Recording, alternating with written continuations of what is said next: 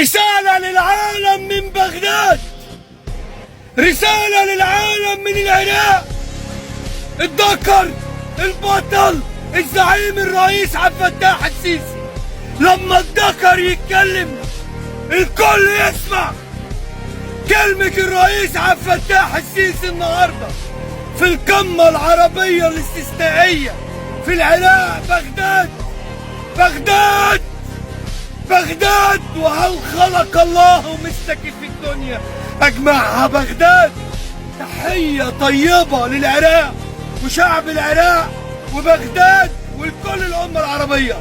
رسالة الزعيم النهاردة للعالم كله، للعرب ولأوروبا والإسراء والأميمي وأبو سماح.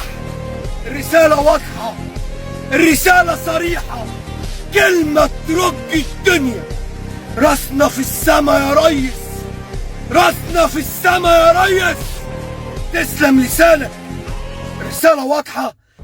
وأكرر هنا أنه حتى لو نجحت إسرائيل في إبرام اتفاقيات تطبيع مع جميع الدول العربية، فإن السلام الدائم والعادل والشامل في الشرق الأوسط سيظل بعيد المنال ما لم تقم الدولة الفلسطينية وفق قرارات الشرعية الدولية.